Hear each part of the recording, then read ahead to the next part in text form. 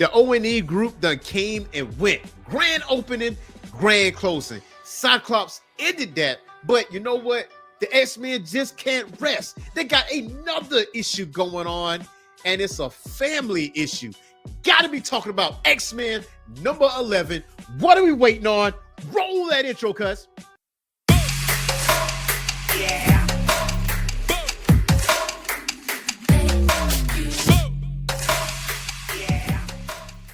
What's going on, Geek Corner? This is your boy, Earthsmack, the mad scientist, and welcome back to the Orange Phoenix Media channel and another episode of Comic Book Declassified, where we talk about the most recent issues in comics, as well as past issues in comics, as well as character bios.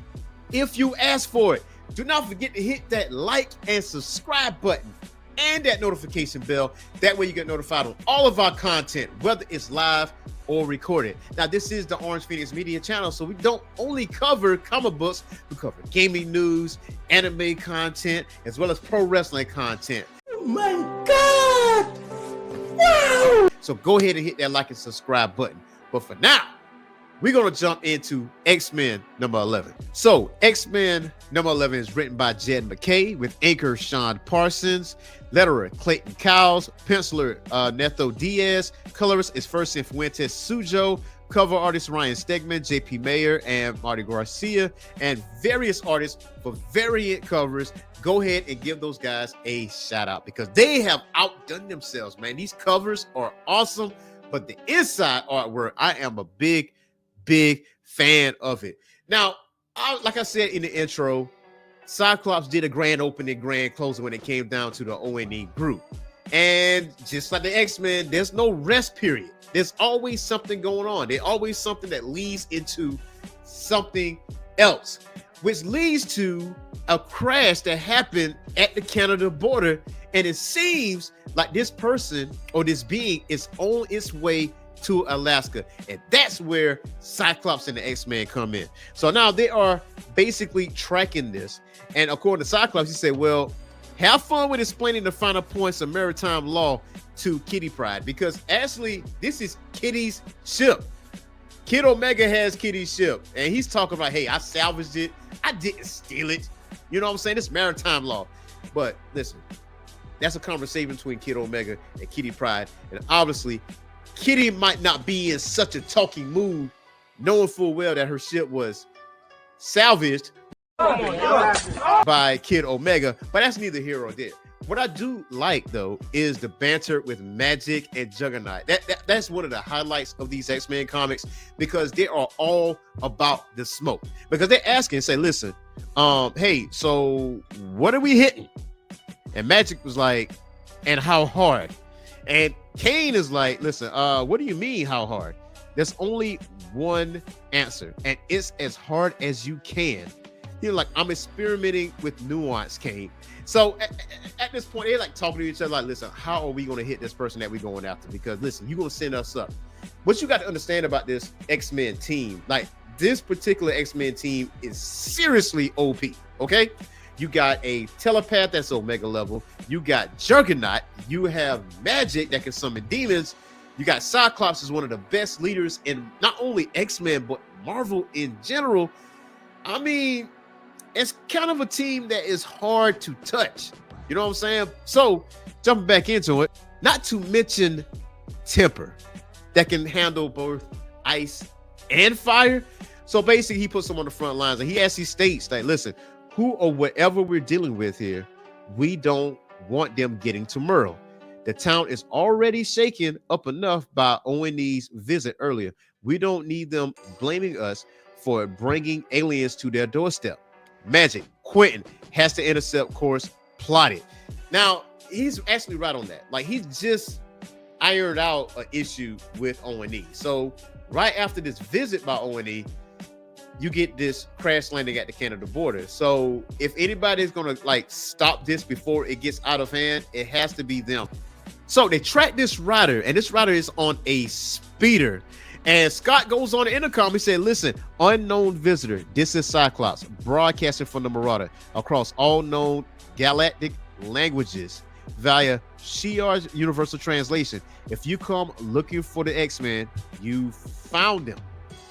And if you come looking for a fight, I'd advise against that. And Kane was like, man, listen, spoil sport. Like, I really wanted to smoke. I wanted to fight mofos. And all of a sudden, the person that they're chasing is Cyclops' dad, Corsair. He's like, is that any way to talk to your dad? And Cyclops like, oh, wait a minute. Hey, go ahead and land. I got to go talk to my pops real quick. Now, we know Corsair. Like, Corsair ain't shit. Like, let's keep it a beam, okay?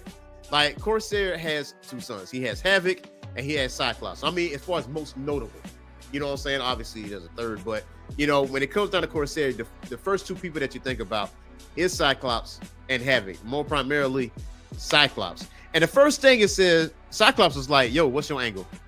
What you got going on? Corsair, like, angle? I ain't got no angle going on. And so we go to Magic. Magic has beef with Corsair. And if you want to read about that beef, all you have to do is go to New Mutants #1 from 2019. And the first thing she does is punches him in the face. Like, she punches him in the face. Like, Cyclops gets in between it. He's like, oh yeah, we're in a situation, all right. And I'm like, I'm gonna get my licks in. I'm leaving here with something. You know what I mean? I'm from around the way. I'm leaving with something. I'm gonna do what I need to do. But what Corsair is trying to say is that we got company. I didn't come alone. I'm being chased right now. And you see an Akanti whale ship barreling towards the X-Men. So they hop into the ship and haul ass. That they gone. And so Cyclops is like, look, that's an Akanti space whale. It's been converted into a warship. Quentin, I need a brain scan. Give me a sense of the Akanti and anyone on it. And Kid Omega says zero conscious thought from the Akanti. It's been lobotomized. There are dozens of minds on board, Skrull and Badoon mostly. And he says, Quentin, keep us out of their gun sights. Temper, can you return fire?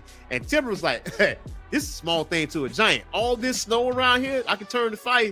Don't worry about it. I got you, fam. Tell y'all. Watch this. Yeah, you know what's amazing about this ride? And now, obviously, Cyclops in his guys, he's like, listen, I'm taking Magic, I'm taking Psylocke, I'm taking Juggernaut. We're going to end this shit real fast and in a hurry.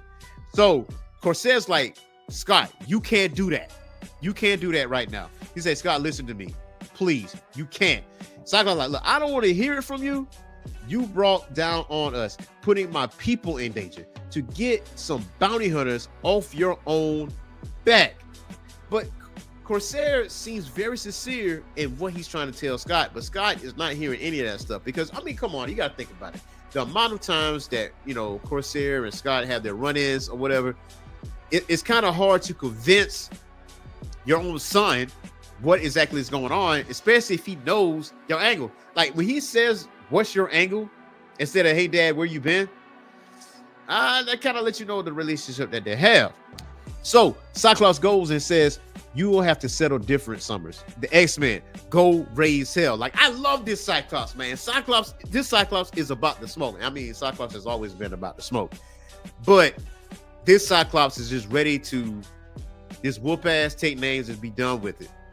And Corsair is trying to have a conversation with him. He's like, Scott.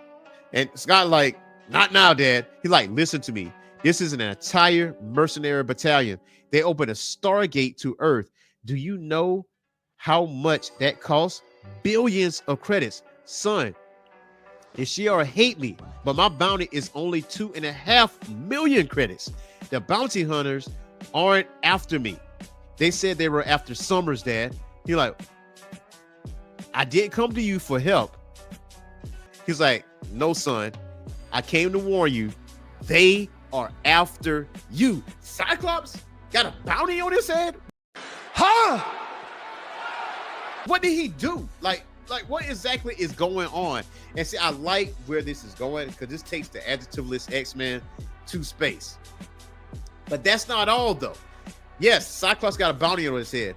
We don't know how much this bounty is. What did he do to get this bounty? Or if Corsair has anything to do with that said bounty. Because we actually know Corsair ain't shit. But not only that, Alpha Flight shows up to help because Alpha Flight is based in Canada and Department H has dispersed him. But that is it for X-Men number 11. Now, yes, I have skipped some key parts in X-Men number 11 because I want you guys to go out there, get a physical copy of X-Men number 11. If they just so happen to be sold out, or if you miss out on the second printing, listen, go get yourself a digital copy on Digital and Comixology. Thank you guys for hanging out with me. Until next time, y'all. Peace. You know, hit that like and subscribe button.